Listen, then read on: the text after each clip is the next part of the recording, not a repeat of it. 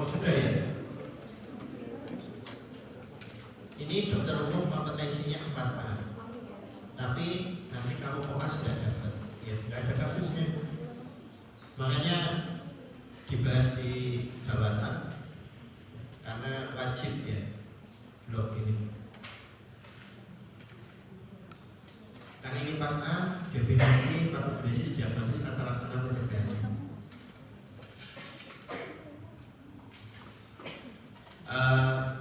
Yang penting kan bukan lulus ya. Iya, kan kuliah selain dapat ilmu, tujuan utamanya lulus, selesai pernikahan. Nanti ada soalnya udah tak masukin sistem. Loh enak kan? Ya, LO-nya udah dibaca ya. Udah baca semua? Udah. Kalau udah baca ada pertanyaan nggak? Udah selesai.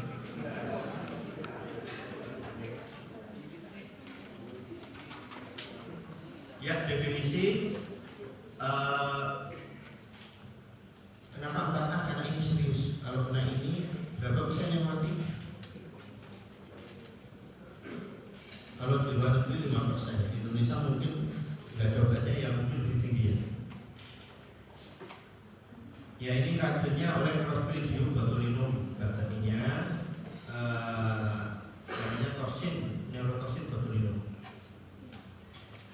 Ini sejarahnya 1820 bisa diidentifikasi oleh Justin Turner. Hebat ini, 1820 sudah bisa diidentifikasi.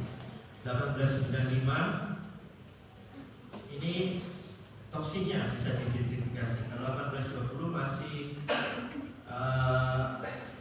keracunan sosis ya, makan sosis kok keracunan. Kira-kira kenapa makan sosis keracunan tapi makan ayam goreng nggak keracunan?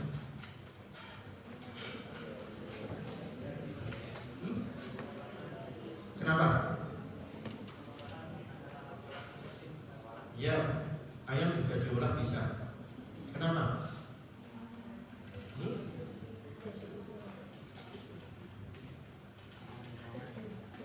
Kalau ayam kan pasti digoreng dulu sebelum dimakan.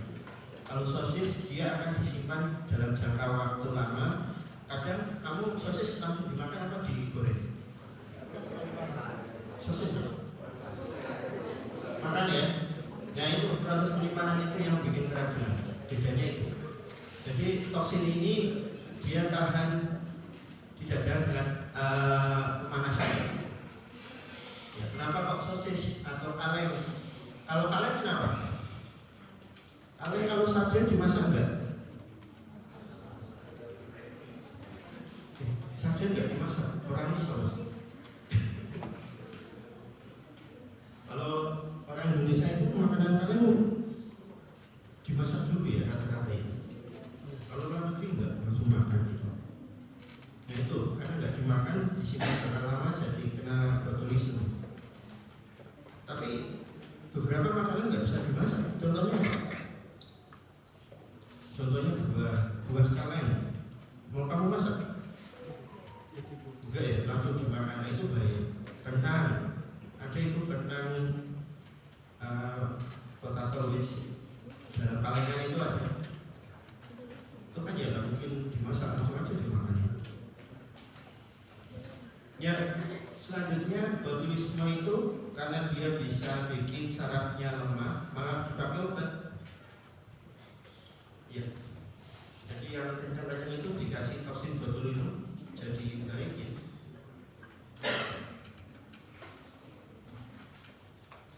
Untuk terapi-terapi saraf disuntik malah jadi obat medis kan. Ya, jadi kalau wajahnya kendor itu bisa disuntik biar kenceng ya. Iya.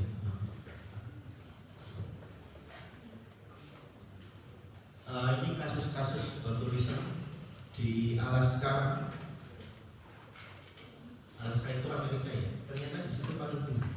800 kali di tempat lain. Kenapa? Karena di sana punya tradisionalnya jadi mereka kan makan misalnya daging paus itu habis nggak habis kan ya? disimpan sama mereka, disimpan di tempat mereka ada namanya fermentasi tradisional, yang mungkin kayak kita bikin tempe gitu, dagingnya disimpan makin enak. Nah itu penyimpanan, dan habis itu nggak dimasak secara baik, akhirnya kena botulisme. Jadi cukup tinggi, paling tinggi di Alaska ini, ya, karena ternyata tradisional masyarakat di sana yang sudah didekati sosialnya juga masih seperti itu ya, terutama orang desa.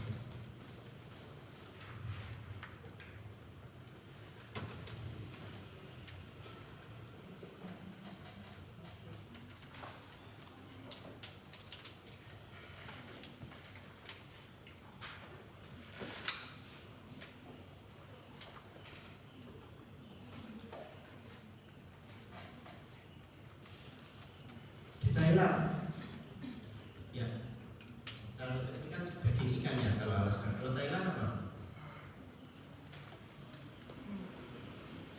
Thailand kalengan ya, ini ada mungkin babu ya, babu rebus mungkin ya, kurang tahu ya.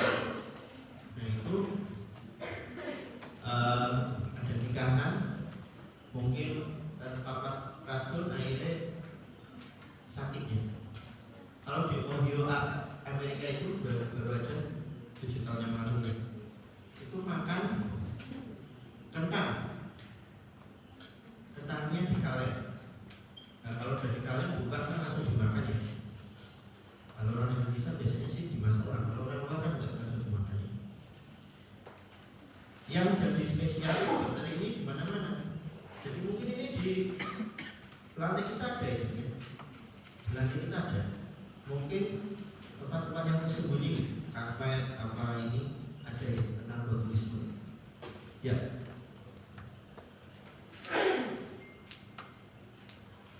Kasusnya kita dapatkan dari mana saja, dari makanan, luka, bayi, inhalasi. Ya. Kalau makanan tadi makanan kalengan. Kalau luka itu bisa jarum suntik. Tapi kalau jarum suntik yang jelas jarumnya dipakai berkali-kali dan mungkin habis dipakai ditaruh di bawah. Atau mungkin kalau di Indonesia kena paku, jalan di kebun tiba-tiba nancep paku, itu sering ya. Pikirannya orang, oh tetanus. Kalau tetanus kejam, oh ternyata ini malah paralisis. Bukan botulisme ya. Kalau bayi paling sering karena madu. Ya, jadi madu itu dimasak enggak ya? Itu masalahnya. Prosedur sterilisasi lain tidak bisa menghancurkan toksin itu, hanya pemasak yang bisa. Terus kaki lebahnya hingga kemana saja? Kemana-mana ya. Jadi kamu makan madu itu pasti kena kakinya lebah itu. Iya enggak? Ya itu jadi botulisme. Inhalasi jarang terjadi. Ya saya itu jam 12 ada isi presentasi TOT untuk putar drop.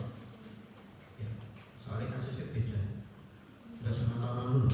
Jadi jangan baca catatan tahun lalu. Epidemiologinya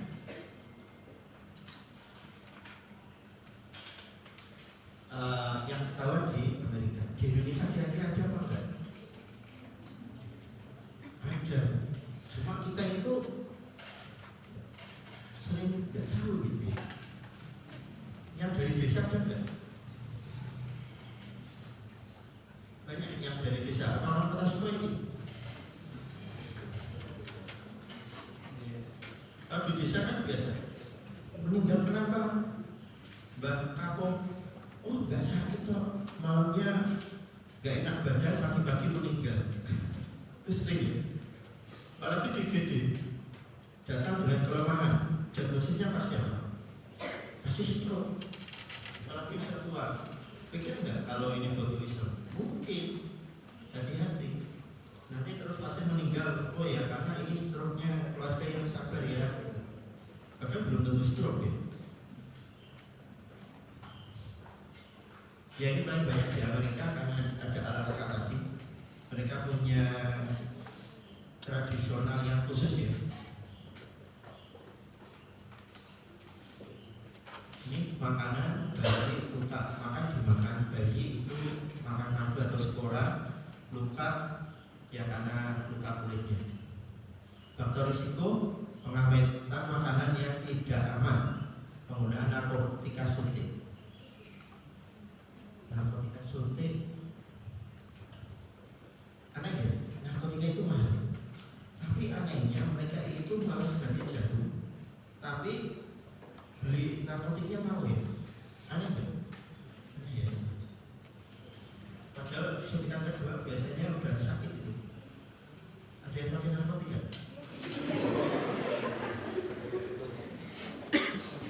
Ya. Oke. Nomor 1 jawabannya apa? Enak kan? Data itu di sistem. Hah?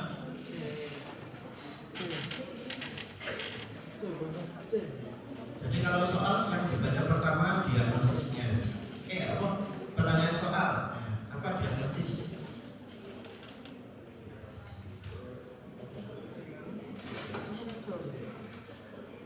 Kalau kamu kita baca topik botulisme, kamu langsung oh iya jawabannya botulisme makanan. Tapi kalau kamu campur sama satu blok bingung. Ya, kata kuncinya dimulai dari atas karena dia nervus cranialis yang serang utamanya ini. Jadi penglihatan ganda, sulit menelan. Kemudian ada faktor risiko. Nah ini makan sup kalian ya. Di Indonesia apa dia? Nggak ada ya, kita bikin pura-pura gitu. Kemudian nomor 2, bayi. Nah bayi itu susahnya nggak bisa ngomong ya. Jadi kalau kamu punya cip bayi, bayinya nangis, kamu jangan disuruh ya, jangan mengeluh. Ini kalau nangis terus ya. Kalau nangisnya kencang berarti masih sehat itu. Nah ini bayinya nangisnya lemah. Orang tuanya malah senang. Wah, anakku manut orang nangisan. Ternyata malah sakit ya. Ya. Apa? Nomor 2 jawabannya. Apa deh? Bisa makan madu. Hah? Enggak. Ya, botulisme bayi. Makanya kiranya botulisme makanan, tapi botulisme bayi. Kenapa? Spesial case beda ya sama orang dewasa. Bayi itu biasanya toksinnya itu toksin B dan nanti treatmentnya khusus. Kita gunakan imunoglobulin. Kalau yang dewasa trivalen sama tetravalen atau polivalen beda. Etiologinya Clostridium botulinum anaerob membentuk spora. Spora ini sulit, mau panas harus mendidih banget ya. Toksinnya ada 7 A sampai G. Yang sering pada manusia dicatat A, B, E, F ya. Oh itu kurang F. Mekanismenya, jadi saraf untuk berkontraksi dia menghasilkan asetilkolin. Asetilkolin ini yang membuat saraf eksitasi. Nah, botulisme dia menghambat sarafnya nggak bisa eksitasi, ya. Nah ini toksinnya, ini ABEF pada manusia, lainnya pada hewan. Nanti diapakan boleh terungkap ya, diapakan yang manusia. Secara umum bentuknya seperti ini, ya. Ada rantai berat, ada rantai ringan. Rantai berat itu untuk gandul, untuk masuk ke sel saraf berikatan. Ketika berikatan, rantai berat itu bikin lubang endositosis. Nah, setelah bikin lubang, rantai ringannya ini yang memecah protein. Yang dipecah apa? Namanya protein senar. Ya ini fokus pada manusia ABEF. Ya kita benar-benar hebat soalnya. Jadi nggak usah dihafalkan. Ya ini patogenesisnya produksi racun karena dia anaerob, kondisi anaerob. Jadi kalau kamu ada tanah banyak rumputnya, banyak paku-pakuannya, itu anaerob juga. Ya, kemudian dia menghasilkan toksin ABEF. Mekanismenya dia sangat poten, menghambat asetilkolin. Ini rantai ringan nanti berat. Ini kok diulang ini. Nah, karena asetilkolinnya dihambat, nggak bisa kontraksi, jadi tosis, diplopia, disfagia. Dari atas dulu yang diserang utama nervus cranialis. Beda sama dengan GBS. GBS yang diserang bawah dulu. Penyebarannya ini tergantung masuknya ya. Bisa dari mukosa gastrointestinal, ini bisa mual, muntah, diare. Ya. Kemudian dia masuk ke dalam neuron motorik di tempat neuromuskular, asetilkolinnya nggak bisa keluar, dan paralisis flasid simetris dari atas sampai bawah. Ya ini gambarannya ya, nanti dilihat di situ jelas. Yang ini normal. Jadi vesikel isinya asetilkolin, kalau mau dia keluar, dia diikat sama protein ini, sama tali-tali senar ini. Nah, tali-tali senar ini nanti membuka keluar vesikel. Nah, kalau ada toksin botulinum, kita lihat dia ada dua, high dan light chain ya, ini ada berat. Rantai berat dia berikatan bikin benjolan, bikin endositosis. Setelah masuk, yang masuk ke dalam, yang merusak itu yang rantai ringan ini. Dia memotong gluten dari protein senare, jadi nggak bisa berikatan sehingga asetilkolinnya nggak bisa dikeluarkan. Ya ini lebih jelas lagi. Anda baca di sini, ya. Ini khususan ya, nanti dihafalkan. Jadi protein senara ada macam-macam. Ya, ada sinaptografin. Dia dirusak oleh toksin tipe kurang jelas sih. BDFG. Sintaksin, toksin apa ini? B ya? C. Ya, kemudian senap 25 dirusak oleh toksin ACE. Dan nanti pertanyaannya gampangnya toksin C merusak apa?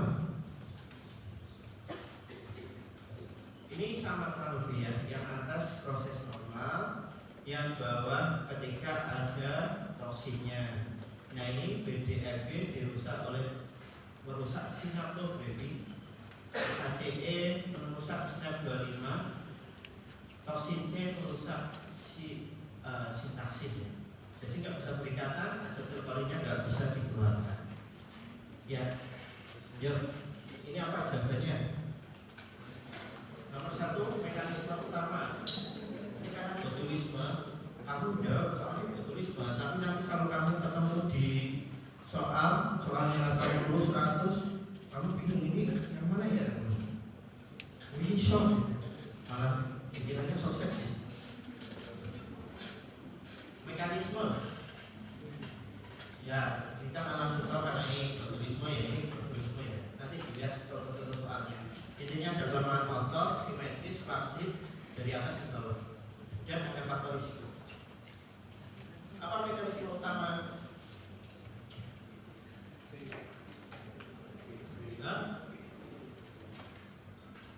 Apa mas?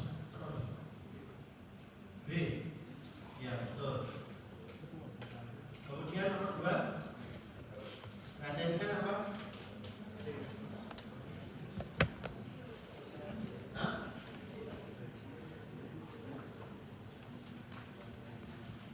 Apa? C. Nomor 3. D ya? Udah jelas. Ini materinya sedikit, waktunya lama. Ya, gejala klinisnya pelemahan otot. Bahkan pokoknya pelemahan otot dari atas ke bawah, simetris, flasid, otot semua bisa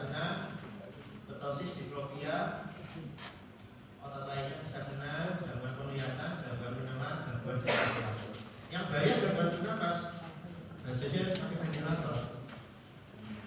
Mulut kering ya, mulut kering karena dengan hormon. Ya ini ya.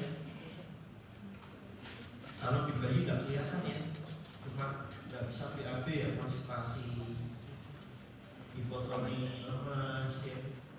Kalau makanan ada mual-muntah, diare.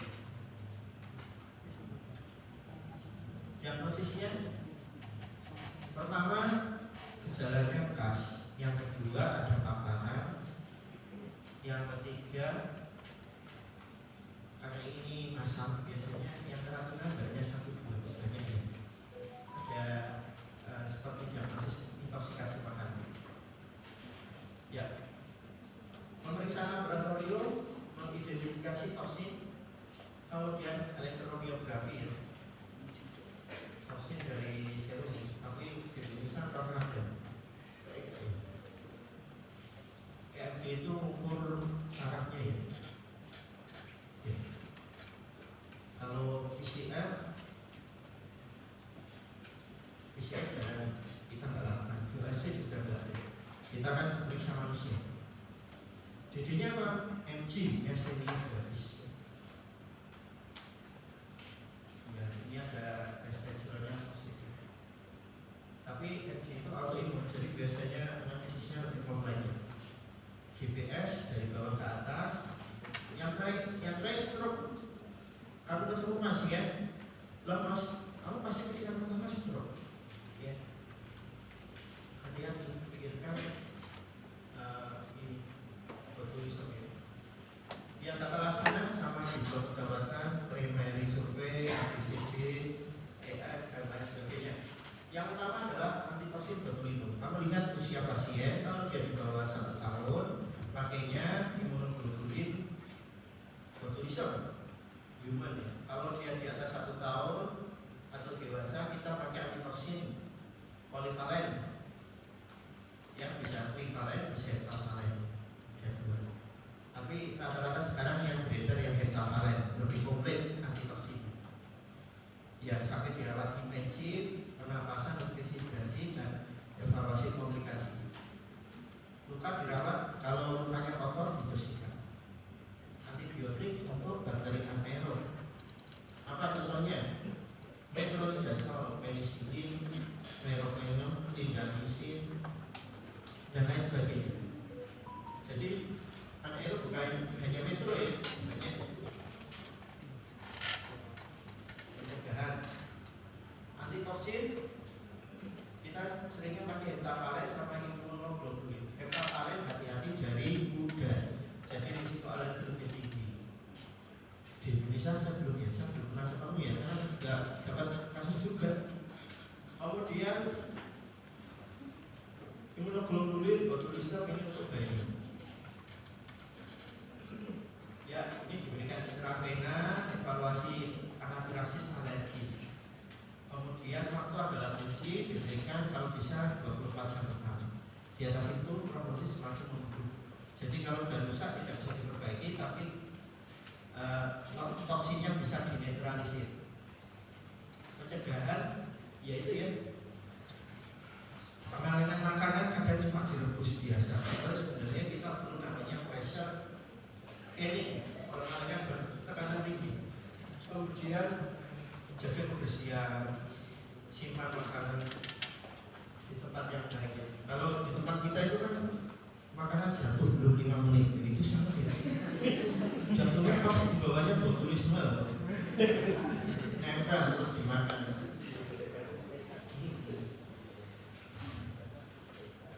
Ya ini bayi itu memang jangan kita kasih MPASI, jangan MPASI, jangan kasih makan ya. Kalau MPASI dikasih ya kita kasih. Jangan dikasih madu. Ya, ini prognosis nanti dibaca. Intinya paling sering komplikasi pernafasannya, infeksi, ya ini pertanyaan jawabannya apa? Nggak ada di PDF-nya loh, data nggak ada di PDF kan? Nggak jadi.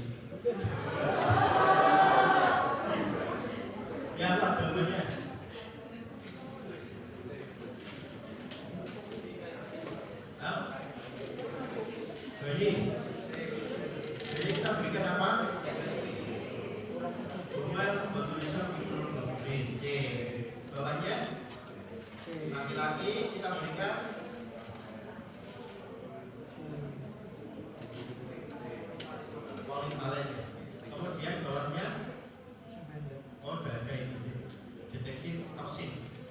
Belum tak ulangi jawabannya. Ya ini patogenesis. Jawabannya apa? Kamu jangan baca soalnya panjang, baca ininya saja.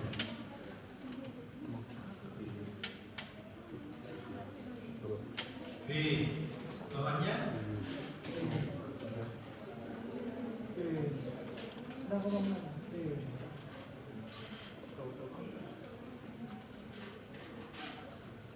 B ya, polivalen. Oke. Ada pertanyaan enggak?